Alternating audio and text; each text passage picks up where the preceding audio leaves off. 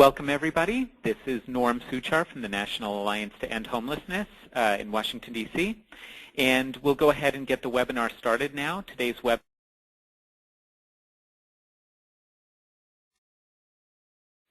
spring. So let me start by introducing our panelists for today. My name, again, is Norm Suchar with the Alliance, and I will kick off the presentation. Also with us today, we have Anna Blasco with the Alliance, and she will be talking about the challenge grants, and Kay Mosher-McDivitt, also from the Alliance, who will be talking about some system design clinics in Virginia. Let me start by taking care of some housekeeping notes. If you are listening to this webinar through your computer, through the microphone and speakers on your computer, sometimes we find that it's difficult to hear, and sometimes the sound quality isn't very good. So if you're experiencing poor sound quality, your other option is to use the telephone. And so you see this box that's up here on the slide. If you click on the button that says telephone, it will give you a phone number to call in, and the quality on the telephone is generally much better than the quality over the computer. So if you're having trouble hearing, please go ahead and use that option. Also, we have all the lines muted today.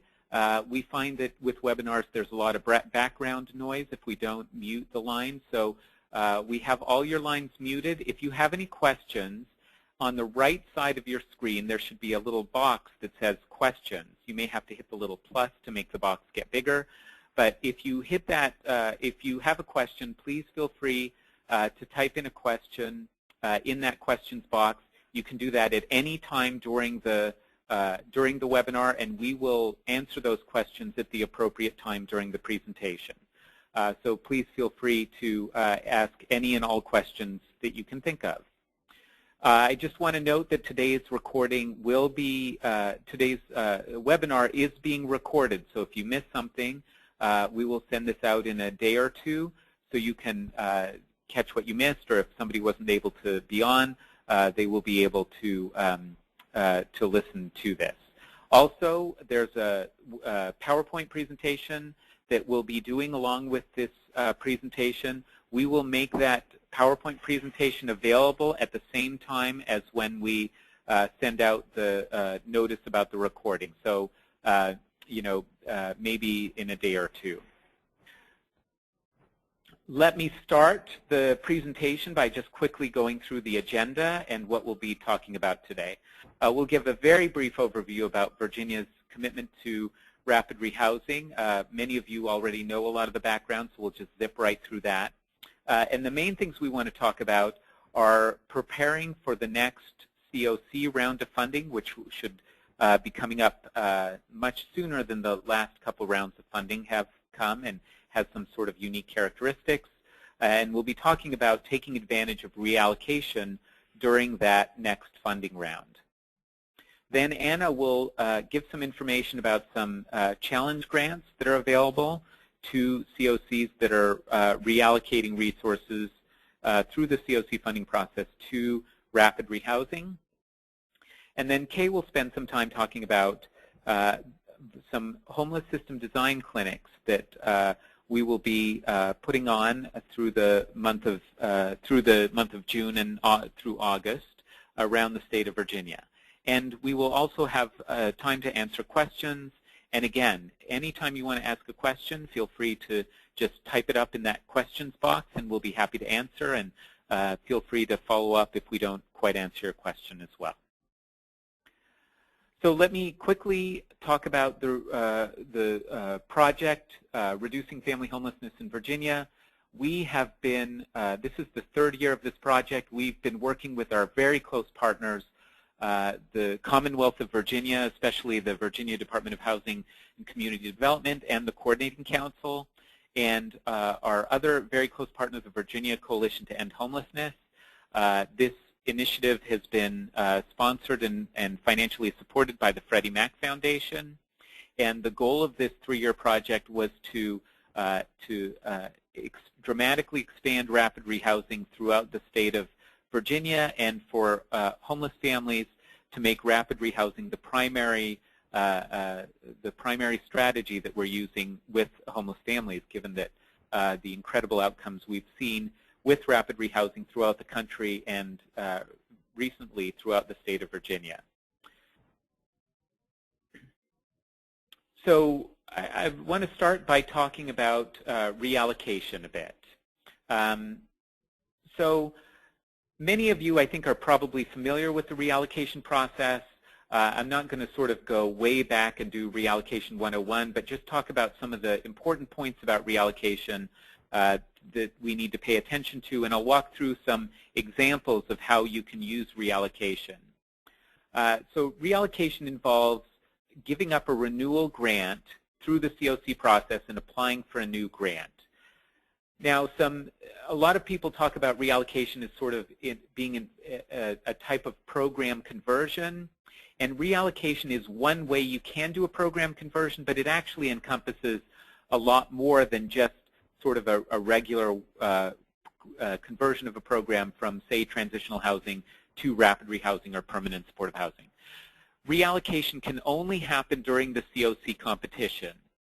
And in last year, reallocation was the only way you could fund any kind of new homeless assistance project. You can reallocate from any project type. So you can reallocate from an SSO grant, from a transitional housing grant, from a permanent supportive housing grant. You can actually reallocate from one rapid rehousing grant to another rapid rehousing grant. You can reallocate from an HMIS grant, etc. So you can reallocate from any type of, from any project type, but you can only reallocate to either a new permanent supportive housing grant that serves people experiencing chronic homelessness, or a new rapid rehousing project that serves families with children. You cannot reallocate to a new supportive services only or transitional housing grant. A few more points about reallocation. Reallocation grants are, in almost every important way, are new grants. So they operate like new grants. It's just as if you had gotten a new grant as you have in past CoC years. But there's one very, very important difference, which is that for the purposes of how the CoC application is scored and how funding is prioritized, reallocated grants are prioritized much more like renewal grants than they are like new grants. So in the past, you've had to have a certain overall CoC score to get a new grant. You don't have to do that to get a reallocation grant. Reallocation projects are funded essentially like renewal grants. They have to meet threshold just like renewal grants. And I'll talk a little bit about very specifically how they're prioritized relative to other renewal grants. In some cases, they're a higher priority for HUD funding than other renewal grants, in some cases lower. But they fall right in the middle. So when you're looking at the risk of applying for a reallocation grant, it's not the same as the risk of applying for a new grant, where there's a good chance your CoC may not score high enough and may not get it. The odds of getting a reallocation grant really depend on where you prioritize it relative to other renewal grants and whether you can meet threshold, which is people are usually able to do. There are many different kinds of reallocation. Reallocation can involve a single program that trades in a new grant for a new, trades in a renewal grant for a new grant. It can involve reallocating from one provider to another provider. It can involve reallocating parts of many different grants to create one new reallocation grant. It can involve reallocating from one existing grant to create, say, 3 or 4 new reallocation grants. So there are all kinds of different different options you have as far as what you reallocate from and what you reallocate to, as far as how many grants and which providers, et cetera. One really important point about reallocation is that we have found in working with communities that it's very helpful if your field office knows as soon as possible when if you plan to reallocate during the next funding cycle. It gives them more chance to prepare. So if you're considering reallocation, one thing I always recommend is contacting your field office as soon as possible. Field offices, in many cases, are very helpful with reallocation, or in other areas. In some cases, they're much less helpful.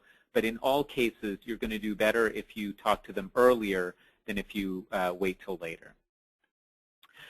So I had discussed where reallocation falls in the CoC funding priorities as far as what HUD prioritizes for funding, and so I want to describe that in more detail. So these 10 things are literally copied out of the last NOFA. So you can see in HUD CoC funding priorities that renewal permanent housing, either permanent supportive housing or rapid rehousing programs, are the highest priority for CoC funding. The next priority is new reallocated PSH projects that serve people experiencing chronic homelessness, followed by new reallocated rapid rehousing programs that serve families with children, followed by transitional housing renewal grants, followed by CoC planning grants, UFA, which stands for Unified Funding Agency grants, supportive services only projects for coordinated assessment, then HMIS renewals, then all other renewals, supportive services only, and followed by people who sort of made a mistake and forgot to put a project on their grand inventory worksheet and are now hoping to get that funded. So that's the list of funding priorities. So what this means is if you're thinking about reallocation and you're planning to reallocate, let's say, from a renewal supportive services only project to a new rapid rehousing project, then you're more likely to get that project funded because you're going from number 9 to number 4 on HUD's priority list of funding. Now, one thing I want to mention is in the past, HUD has, for the past 2 years, HUD has had sort of a two-tiered process for funding, for CoC funding. We're not sure whether they're going to have the same two-tiered funding process in this next funding round. It's possible. Congress provided more money than in the past. You may have heard about sequestration, so now there's less sequestration, so there's more money available, so it's possible they won't have to do that sort of cut in funding that they've had to do in the past, and so we may not use quite the same tiering process, but this priority list is going to be similar, if not exactly the same. What we have heard, and I'm sure what many of you have heard about the timing of the next round of CoC funding, is that it will happen sometime in the spring or early summer.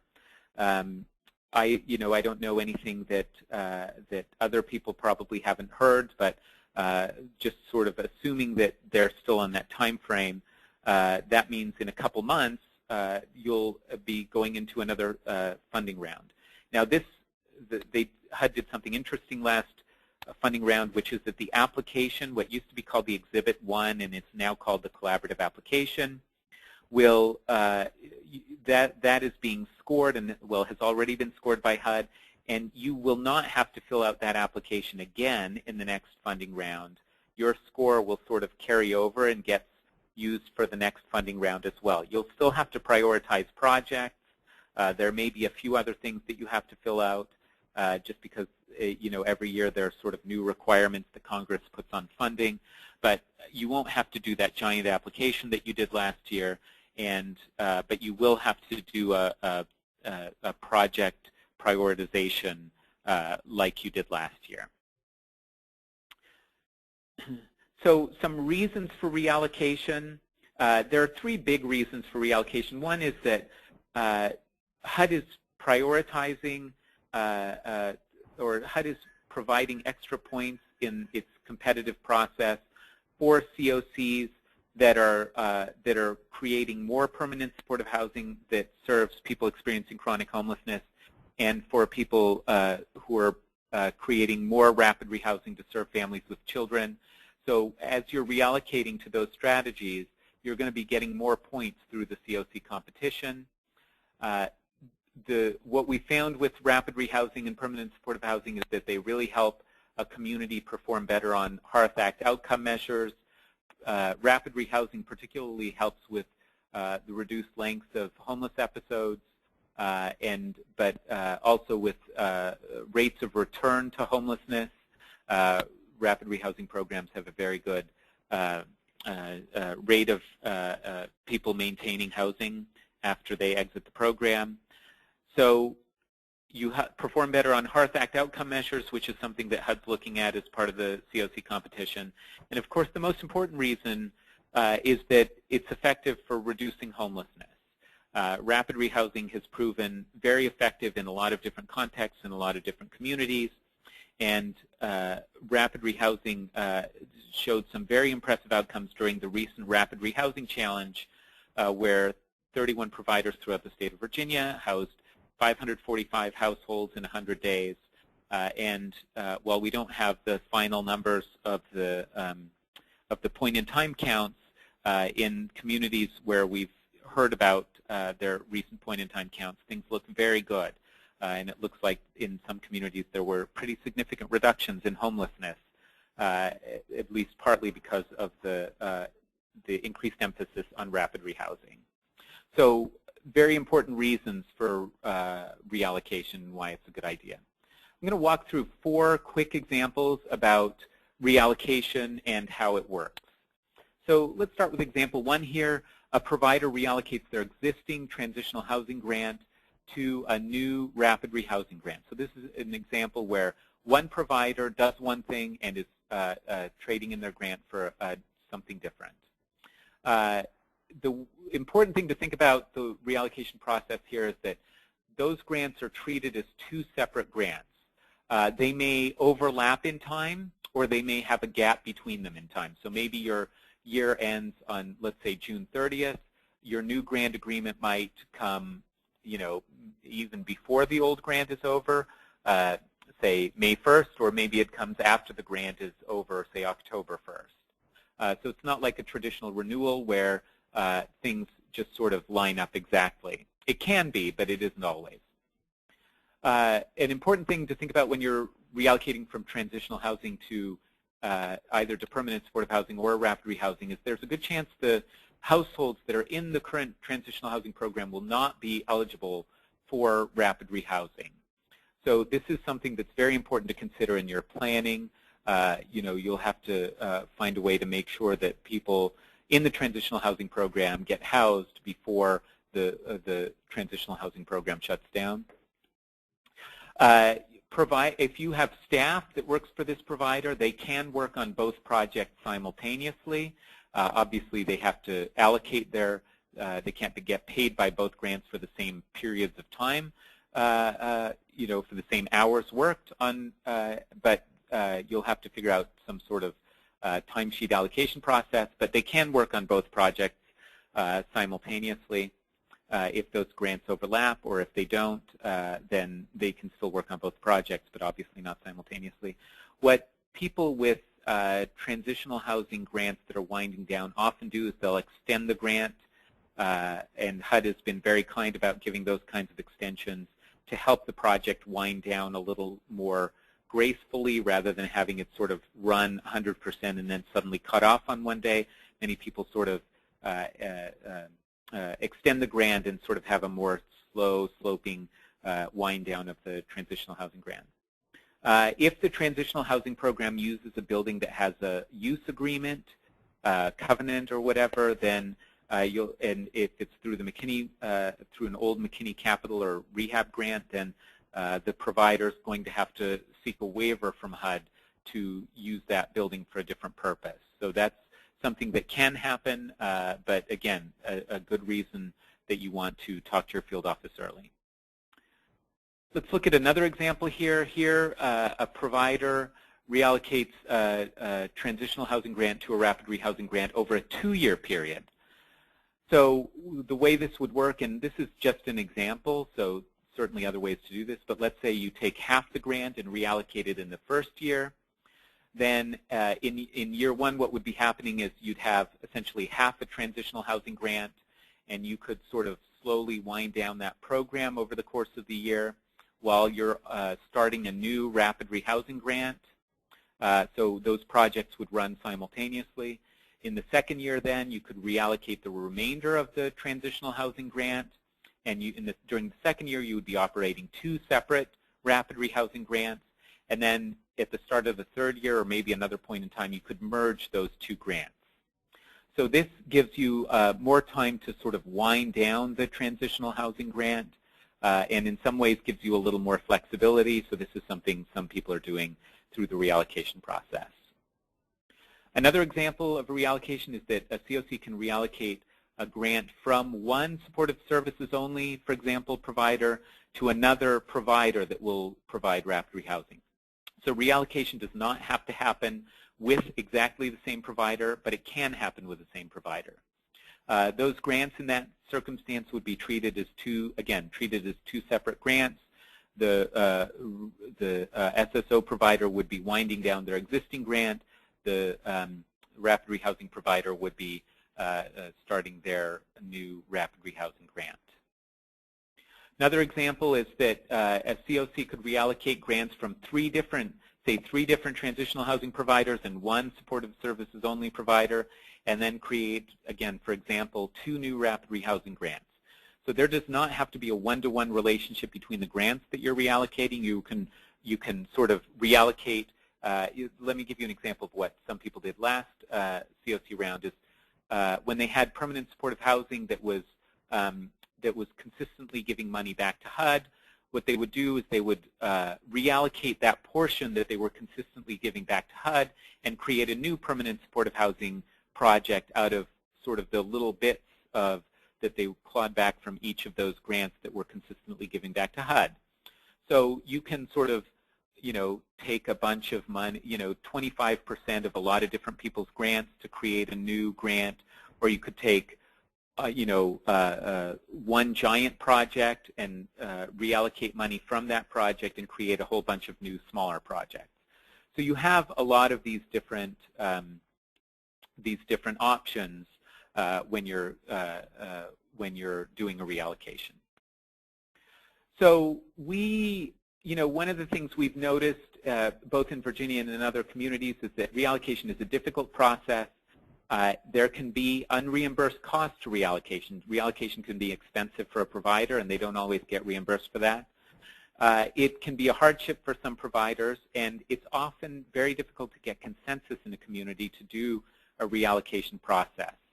This year, I think there's a lot more, you know a lot more about what is expected as far as reallocation and what HUD is expecting through the CoC process, so there's more time. But some of those challenges are still there. So we, the Alliance, through Freddie Mac's, generous funding, is able to offer some challenge grants for CoCs that are planning to reallocate some of their CoC resources, or in some cases other resources, to rapid rehousing assistance. So what we're going to do now is I'm going to turn it over to Anna, and she is going to actually, I think there's a question, so we'll go ahead and answer some questions about the reallocation process, and then we'll switch over to talking about the CoC Challenge Grant. So Anna, was there somebody with a question? Yes. The question is, what if our CoC has historically only funded PSH projects? Is there a benefit to reallocation? Should we base our decisions on performance? And will we lose points if we just renew our PSH and don't reallocate? So this is a tough question. You really do want to look at performance. You want to look at what the PSH is doing in your community. Often, what you want to, if you're having problems with performance, because PSH is something that very few communities have enough of. If you're having problems with PSH programs, it's often better to try to improve the program rather than look at reallocation. If there are projects that you feel are just sort of irredeemable, maybe a provider has just no interest in improving the project, or something like that, or maybe they're consistently giving a lot of money back to HUD or something, it may be worth looking at doing a reallocation. But I think it's probably, you probably, in most communities, you probably don't have enough permanent supportive housing, so what you'd be looking at doing is really trying to improve the program, and especially if you're CoC is entirely made up of permanent supportive housing, you obviously have a lot of commitment to permanent supportive housing. So it's often better to look at improving those projects instead of doing a reallocation, but there are cases where it may make sense to improve them through a reallocation, or maybe you find you have enough permanent supportive housing or enough for the population that that particular project is serving, and you may want to reallocate to rapid rehousing, for example. So that's a long sort of non-committal answer. Do we have any other questions? I think that was it. Okay, so now I'm going to turn it over. Go ahead, Anna. I was just going to jump right into my presentation about CoC Challenge Grants. Okay, so there are two ways to qualify for the Continuum of Care Challenge Grants, and I just actually want to say this before I start, is that you should have received an email yesterday with a link to the Continuum of Care Challenge Grants request for letters of intent. So I'm going to refer to things on that document a number of times, and I'm going to only talk about this briefly. But if you have questions after you read the request for letters of intent, please feel free to contact me, and we can talk about it more. But just briefly, I'm going to talk about the scenario that applies to most of the continuums of care in Virginia, and then I'm going to touch briefly on how you can qualify for the challenge grants if this doesn't apply to you. So scenario one, in summary, is a lead agency for a continuum of care wants to reallocate resources, federal CoC resources specifically, to rapid rehousing. At least 2 weeks before the project rankings are due to HUD, you'll submit a letter of intent to us. And if your reallocation is awarded by HUD, you will receive funds from the Continuum of Care Challenge Grant based on a formula. That's it. So I'll go into this a little bit more in depth. So who can apply? Continuum of Care lead agencies in Virginia are the only entity who can apply. However, other organizations are eligible to receive Continuum of Care funds. Those organizational types are the CoC lead agency themselves, rapid rehousing providers, and other homeless service providers in the community. And in the Continuum of Care Challenge Grant request for letters of intent, we talk more about each program type and what the eligible expenses are for each. How will the funds be awarded? Approximately $240,000 is available. Applicants will receive funds only if the reallocation is awarded by HUD. So, for example, if the tiering process works the way it did last time, and you put your reallocation in Tier 2 and it is not awarded by HUD, you will not receive Continuum of Care Challenge Grants for that reallocation that did not go through. Funds will be awarded based on a formula. As you can see, the formula is here. The thing you need to take away from this is the more you reallocate in total, the higher your slice of the Continuum of Care Challenge Grant pie will be. So the way we'll determine this is $240,000, the amount of money available, times the amount you are reallocating, the total amount you're reallocating, divided by the total amount reallocated by all eligible applicants. So as you can see, how much you receive is relative compared to how much resources other Continuum of Cares in Virginia are reallocating. I want to stress there's a timeline on the request for letters of intent. We do not have any insider information from HUD about when their deadlines are going to be, when the project ranking is going to be due. So as soon as we know that, as soon as they make announcements about these things, we will update all of our materials about the challenge grants and send them out to you. So if you're sitting here thinking, we don't have any funds that we can reallocate to rapid rehousing, I think there's only 1 or 2 continuums of care that this may apply to, but if so, this is for you. If all of your federal CoC funds are currently used for permanent supportive housing targeted for people experiencing chronic homelessness, rapid rehousing, HMIS, planning, or SSO for coordinated assessment. If this is the case, you can submit a letter of intent to reallocate resources other than federal CoC resources. One example would be a private foundation grant or ESG resources. Those resources must currently be used for supportive services, homelessness prevention, transitional housing, or emergency shelter. If they are used for those resources, they may be eligible to reallocate. All of the deadlines are the same for people in scenario 2. The process is going to run very similarly. The description of this is very vague in the request for letters of intent because it really depends on what you want to reallocate. So if you think this applies to you, please get in contact with me and we can talk about what specifically that would look like. That's just a brief overview. Please read the request for letters of intent more closely for more details. So with that, I am going to turn it over to Kay Mosier-McDivitt, who's going to talk about the System Design Clinic. Okay, so Anna's going to be going through these slides for me, and so you're going to have to hear me say, Anna, next slide, because we didn't rehearse this ahead of time. We just realized that I wasn't able to do it from my computer. So I'm going to talk about the system design clinics, and you probably have already hopefully seen at least 2 notices that these are coming. A few weeks ago, you should have received some information first from Jill Fox from the VCH, and then a save the date notice that came from DHCD about the upcoming opportunity. And this is for the Virginia Continuum of Care to participate in these system design clinics.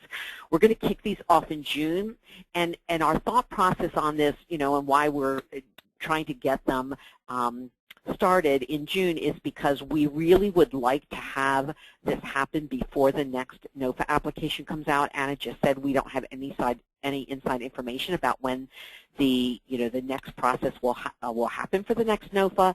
But what we do know is, talking about this reallocation and how we plan for our systems, that a lot of times we're busy doing work and we really don't know what's coming up, and then when the NOFA comes out, suddenly there's these opportunities for reallocation, and we know that there will be opportunities for reallocation, and we haven't as a community thought about what we want to do.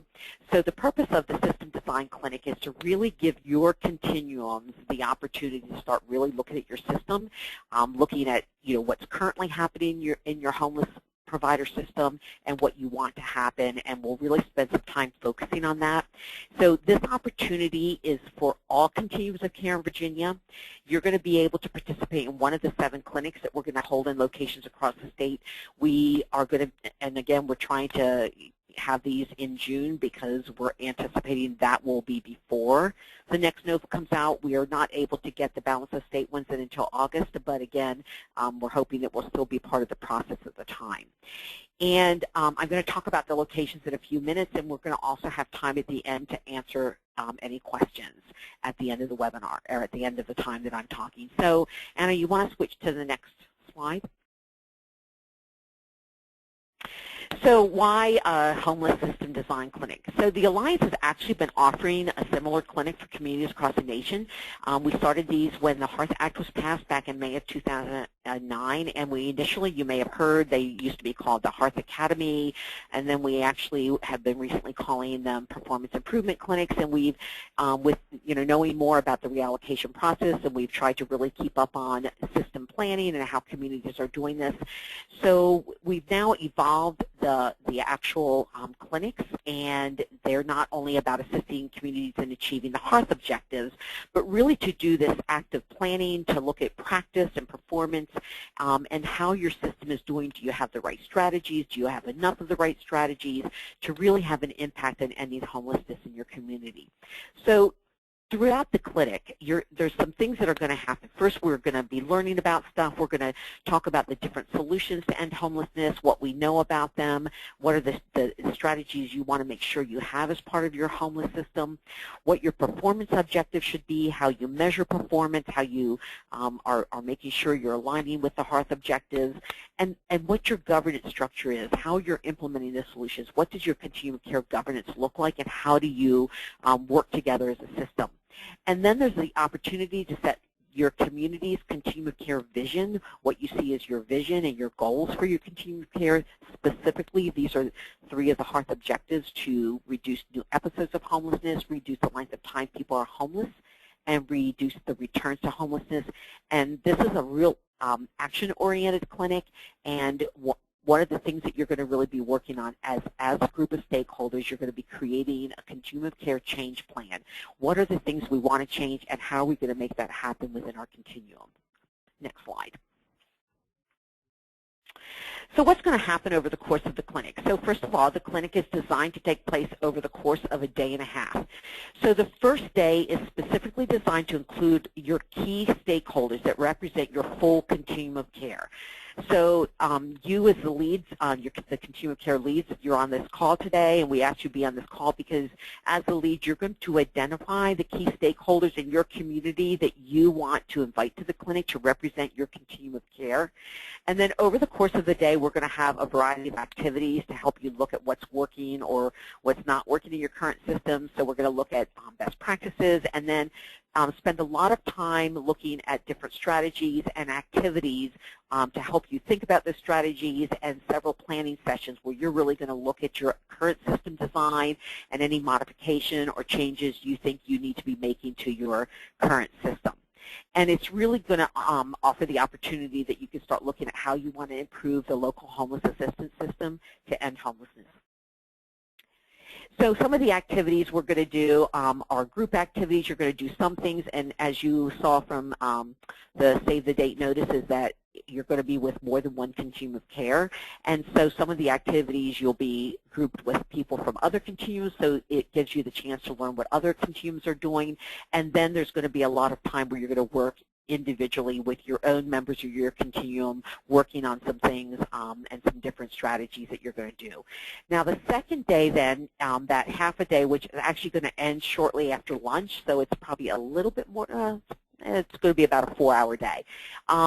And the second day is just for your governance committee, who you look at as your Continuum of Care governance. That would be your decision-making committee. It's who, HUD defines that you need to have a governance that makes the decisions about, funding sources and oversees the work of the continuum. And so whoever you identify as your governance committee is who needs to be coming on the second day. And what the governance committee is going to do then on that second day, so it's going to be a smaller group, is really look at how you're going to take all of the planning that happened the first day and create an implementation. What are the next steps we need to do to make sure that all of this can happen? I want to also say there's no cost to come to the clinics. We're going to provide breakfast and lunch on both days, and so all we need you to do is come and be ready to do some great planning and work. So the next slide, we've already gotten some calls on who should come to the clinic and who should we be inviting. So again, as a lead person for your Continuum of Care or your Balance of State Planning committees, you're going to be responsible to send the invitations to your stakeholders. You're going to know who those persons are that you want to come. I think one of the things we want to make sure you understand is that this is really about high-level planning. So you want your provider leadership, but you want the high-level administrators. You want the executive directors, executive leadership of the organizations that are invited, the ones that can make decisions about changes that they might be able to do within your organization. This is not for frontline staff and case managers. They will have an opportunity to provide input into how the system is doing through some surveys, but the purpose of the planning clinic is to really look at your high-level decision makers. So I've made a list here of the kinds of people. Again, you're going to know who you really see as those active members of your continuum of care, or people that you want to be involved in your continuum, that you would really like to be there as part of the planning and sort of learning with you about best practices, what good systems look like, what we've learned from other communities, and looking at what's happening in your own community. So in addition to your provider leadership, you want to be inviting your continuum of care leadership, of course, any local funders of homeless services like perhaps United Way, ESG, CDBG. If there's some private foundations that are major funders of homeless services, it'd be good to have them at the clinic. any mainstream leadership that either is at the table or you'd like to be more involved. And I've listed some examples here: your public housing authorities, your TANF office, your mental health substance abuse providers, your HMIS administrator, your data people, and again, the administrator, the leadership of that is going to be really important to come, because a lot of what we're going to be looking at is your data and, you know, how you're currently doing on different performance areas. So having them involved is going to be important. This is also an opportunity. Are there some people, are there some providers, are there some folks in your community that you'd really like to engage in your continuum, but they've been sort of on the outside? This is an opportunity where they can come and really be part of hearing what's happening, you know, from the more national perspective, and then bringing it down to how that translates into the local perspective, how you can work together as a system. So I listed here, like, maybe in your education community, your faith community. A lot of communities, there's faith providers that are doing a lot of services, but they may not be actively currently engaged and at the table with your continuum, so it's just really important to think about inviting those persons as well. And then anybody like from your corrections. So those are the kinds of folks that you want to be thinking about inviting. Next slide. So there is some things that we, when we do these clinics, we have things that we need from the community, because we want to make sure that the clinics are designed to really help you look at your own local community and your own local continuum. So what has to happen before the clinic? So one of the things we're going to be doing for each of the continuums of care and for the balance of state is we're going to look at your local data, and we're going to assess where you currently are in performance on some of the key system outcome measures. And this information is going to help you identify the areas where you're doing really well in, and maybe areas that you need to focus on. So there's two ways that we get this information from you. One of the things that we're going to need to have you do before we come and do the clinic for your community, for your continuum of care, is that we need each continuum to complete the Homeless System Evaluator tool. So in order to complete the tool, you're going to need to have data, and I have this list here from the last 3 point-in-time counts, from your last 3 AHARs, your annual homeless assessment reports, and your housing inventory chart. Again, this is why it's really good to have your HMIS person be involved, and any of your most recent program or system APRs. One of the things also is the spending plans, Virginia spending plans that you've worked on. Some of the information you've gotten from those to prepare that spending plan is going to be really useful in filling out the evaluator tool. I'm going to have Anna click on the evaluator tool, and that's going to take you to a link. It's on our website. So if you can actually bring up the actual tool. There we go. So if you look at the bottom, first of all, this is a tool that's on our website that we've used it in all the clinics we've done in the past for communities, but other communities, it's there that communities can just use this to really look at what's happening in their community. Where you see the yellow at the bottom, the tabs that are in yellow, those are the tabs that we definitely need you to complete. And if you scroll over, I think there's one, number 7, might be another one. Yeah, it's way over there. But yeah, so you see system entry analysis. So those are some of the things that we're going to need you to fill out. Number 3 and number 4 are some other areas that you can put some information in. If you don't have system information, then you'd want to use those where you can put in separate each individual program. And this is where you're really going to need your HMIS administrator to pull data out of HMIS and enter it into these different screens. When you fill this out, it would just be the yellow areas. One thing I will say is we will be having planning calls with everybody that's planning to attend, and on those calls it might be good to have the HMIS administrator, whoever's going to be filling this out, to be part of those calls. I'll talk about that in a few minutes, because sometimes there's questions. It's pretty self-explanatory, and if you see at the top, there's instructions at the beginning of the tab, and then at the top there's instructions again that Anna's pointing to there. So it really is pretty self-explanatory. But there are times there are questions, and we'll be here to assist you with questions along the way. Okay, let's go back to the slide again. And then the other thing that's really going to give us a lot of information is the sets of surveys. There's 3 different qualitative assessment tools and surveys. We're going to provide you with links for those. There's a surveys that we're going to want to be filled out by your community leadership. So again, that would be your administrators of your local homeless service providers and other providers in your community, other community leaders that might be working with your continuum of care. Then there's another survey that's specifically for providers, and that's where you want to really engage any homeless service provider in your community, from program directors, supervisors, to front level staff, to volunteers from those organizations, trying to get as many providers and representatives from each organization, employees of each organization, to fill out the surveys. And then the consumer surveys, and that's both for current consumers and past consumers. All of these surveys are web-based. They're all done anonymously. We only pull aggregate data, so we're not going to know what organization's completing them. We're not going to know who said what.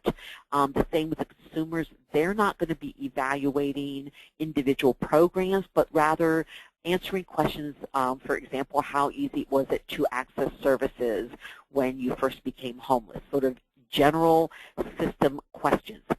The more surveys we can get completed from your community, the more leaders you can engage in completing surveys, the more providers, the more consumers, we're going to really have, and it's going to help you have a much better understanding of how your system is viewed. Where are we in alignment with each other? Where are we missing some stuff? So we really encourage you to do this. You don't have to do anything other than just send the links out to the surveys. We will compile all the data. We will take care of all of that on our end. We just need you to get the links out and send reminders and trying to get folks to complete the surveys.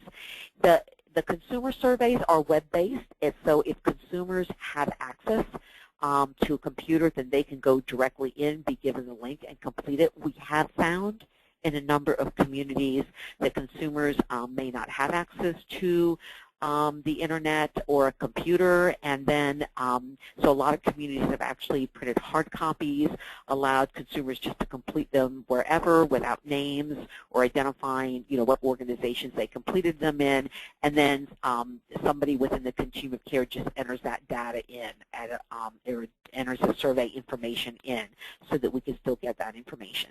So I put a notice down here that these tools will need to be completed. I say the tools are due. The completion of both the surveys and the evaluator tool will need to be done 3 weeks before your clinic, and we'll give you specific timelines depending on when your clinic is. Okay, the next tab, or the next slide. So there's also any other materials that you want to share with us that you think will help us understand your community and your continuum of care better. Obviously, the Virginia Spending Plan, I think, again, there's a number of tools that you have that are going to really help you fill out the evaluator tool. But these are some documents that will help us really get a sense of what's already happening in your community, in addition to the spending plan, your housing inventory chart, your most recent continuum of care application. If you can't send us the whole application, at least like your project listing and your tiering, your rankings that you did, so that we know where you were and any reallocations that you did. If you have a community tenure plan in homelessness, it'd be great to include that. And any governance policies and procedures that you already have written up and have in place, whether it's about your voting process or your tiering process, your performance processes. If you have those things written, great, share them with us. Your coordinated assessment policies and procedures. We're going to create, for every continuum that wants to participate in the clinics, we're going to create a Dropbox for you. So all you have to do is just download the documents into your Dropbox. We'll send you a link to your Dropbox, and then we'll have access to that. If you're not able, we know that there's some communities or some organizations that we've worked with when we've done clinics that weren't able to access Dropbox through their work site. So if that's the case, then we will find another way so that it's a way that you can share things with us, and that we can also put some documents in there that can help you prepare for the clinic. Okay, next slide. So the logistics. This chart was actually taken from the email that Kathy Robertson sent out from DHCD, the Save the Date email listing the location and the dates, and then on the far right you'll see your continuum of care. So you're able to say, for example, if you're you know, on the call, I think it's Denise from, no it's not, that's, yeah, Denise would be from the Lynchburg area. So if Denise is on the call from Lynchburg, you can see that you would be scheduled for the clinics that we're going to do on June 3rd and 3rd and 4th. In the Charlottesville area, we don't have the actual, we're working on the actual venue sites right now. As soon as we have that, we'll get that information to you. But this gives you an idea of where the locations are going to be. We tried to get them, you know, in a location where, you know, everybody might have to drive a little bit, but nobody has to, you know, be the person that drives the whole way, and everybody else gets to just drive 5 minutes to get there as we spread them out. The one thing that I've added here is if you can see next to your continuum's name, you'll see a number. This is, we put this number, this would be the number of participants that, or attendees that could come on the first day of the clinic. And so this is, we base this basically on the size of your continuum of care and our venue location. So some of the larger continuums of care that have a lot more members, a lot more providers have a larger number, and some of the you know, planning groups have just, it would be, you know, 10 people per planning group. And then at the bottom, you're going to see again, day 2 would be just your decision-making committee, your governance committee, and your balances of state steering committee members only for the balance of state day 2s. Okay, so let's look at the next slide. So we're getting to the end here. Next step. So look for an email. We're going to be sending out an email this Friday. It's going to come from the Alliance office. We're going to ask that you respond to this email by next Wednesday. So there's going to be a number of items on this email. First of all, we're going to want you to verify that, yes, your continuum of care plans to participate. So that really helps us know to do the venue planning and know how many continuums. Obviously, we would like you know, to have you all participate. It'd be great to have everyone there, and it's a great opportunity for all of us to work together on this, but we want to make sure that you, in fact, know that your continuum of care is planning to participate. It's not your registration. It's just giving us a sense of, yes, we are planning to do this. And then we need to know, for Anna's and my sake, as we do the planning on this, we're going to need to know a key point of contact for your continuum of care. So if it's not going to be you as a continuum of care lead, we need you on this form. We'll have a way for you to respond and let us know who that person's going to be. But again, it needs to be someone that can make a decision on your behalf. If we have a question about something on the evaluator tool that doesn't make sense, or something about the surveys or the planning logistics or any of those things, we need it to be the planning person, the person that we can really do the planning with and our point of contact. We're going to give you 2 proposed dates. We're going to have a call for each of the clinics. So, for example, the first, you know, call that we'll have will be with the Charlottesville clinic, and that will be for those 4. The 4 that we'll again want the leads and the point of contact from the 4 continuums of care to be on that call. So we're going to give you 2 proposed dates and let us know which of those dates work so we can plan that call. And then there's going to be 2 really important things. One is the link to the evaluator tool, and you should get your HMIS lead, get that to them to start completing and working on it right away. That way they can get questions to us quickly. And there will also be a next steps document, which will have a little bit more detail. It's also going to have your links to the survey, so you can copy and paste those links into an email and send them out directly to all of the folks that you want to complete the surveys. And the next one.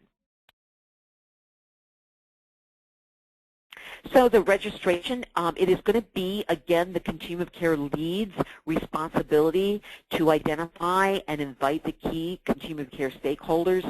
So you should be sending out an invitation to them and give them a deadline to confirm to you their plan to attend.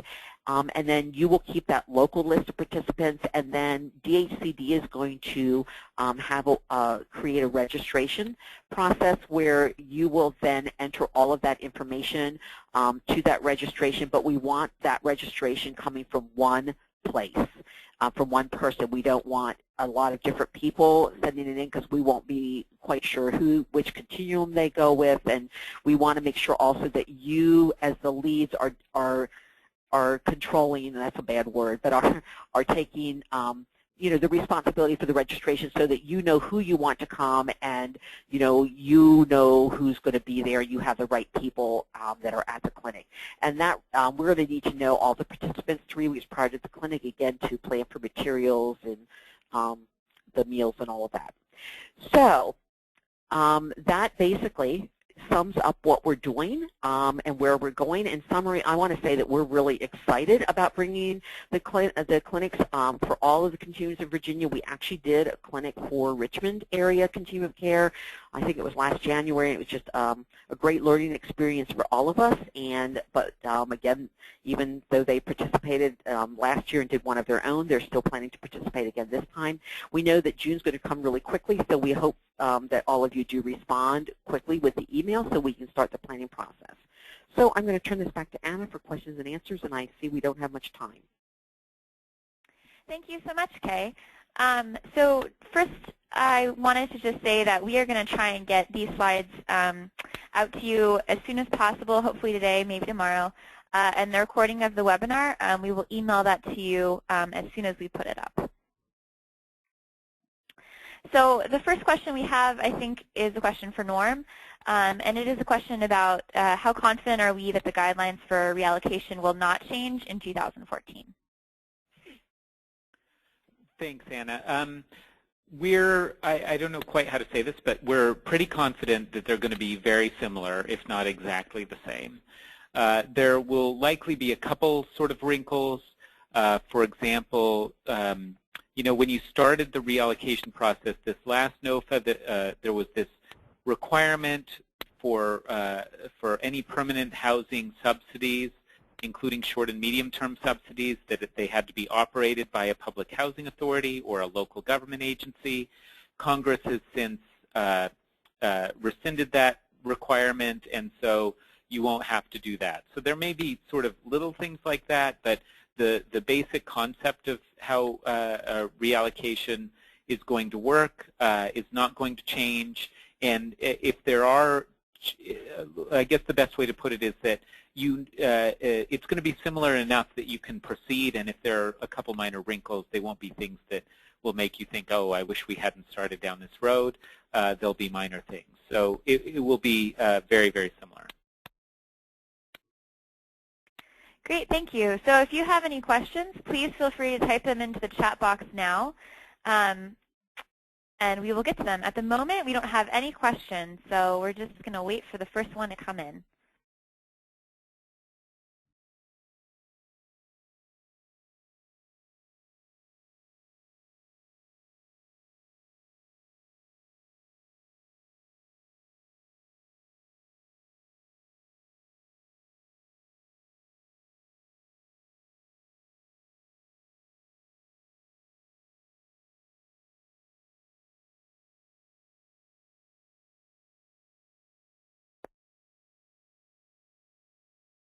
Okay, well, it looks like we don't have any questions. So I guess we will end the webinar. Thank you so much, everyone, for joining us. And we do have our emails on the bottom of this last slide. So if you have some questions about the change grants, you can email Anna. Questions about the clinic, you can email me if you think of things later. Thank you.